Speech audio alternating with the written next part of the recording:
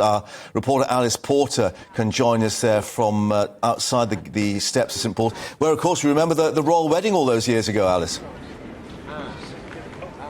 Absolutely. There have been so many joyous occasions here. I mean, most recently in June for the Platinum Jubilee, there was a service of thanksgiving for members of the public. And today, it's still a service for members of the public, but one of a slightly different nature, one of a much more sombre nature. The service is being called a service of prayer and reflection, and that's what will happen this evening at about 6 o'clock. And for those of you who are watching, you may be able to see behind me that people have already started to queue to get their seats for the service this evening. There are 2,000 members of the public who will be taking part in the service, and from what I was told is that was something that the Queen wanted very much, was that this was going to be a service very much for the public, that yes, there will be dignitaries, there will be leaders coming to it, but it is most importantly a service for members of the public. And actually this afternoon I've been here outside St Paul's Cathedral, and there have been people queuing round the block to try and get a ticket for tonight's service, which of course is a moment for a lot of people to come together in prayer, in reflection, to think about the passing of the Queen.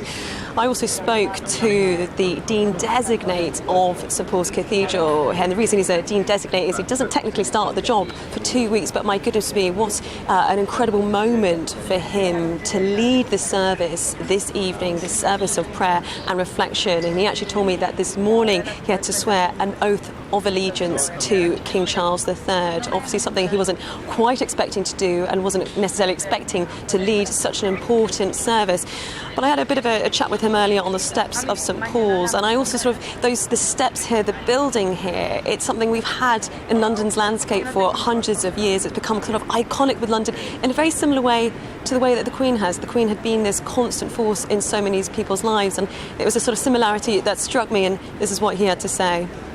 Longevity, both of the building but also of the monarch, speaks about constancy, which was really part of her own faith. And I think it's really important that this evening we'll hear the first words from the new king as part of that broadcast service, but it'll be within the context of Christian worship. And that was so important for the Queen. Right at the start of her time as Queen, she dedicated her life to service of the people, service of the Commonwealth, and asked for their prayers. And in a sense, we're continuing that tradition by including her in our prayers.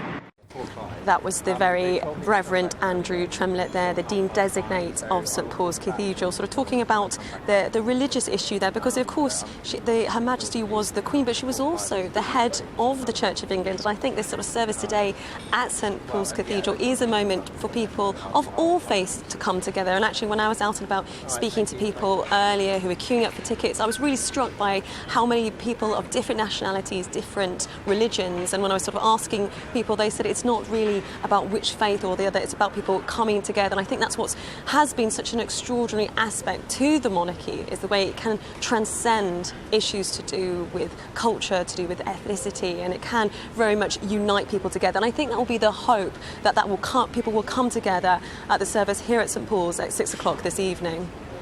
Alice, as you were saying, we can see people actually queuing up the steps there.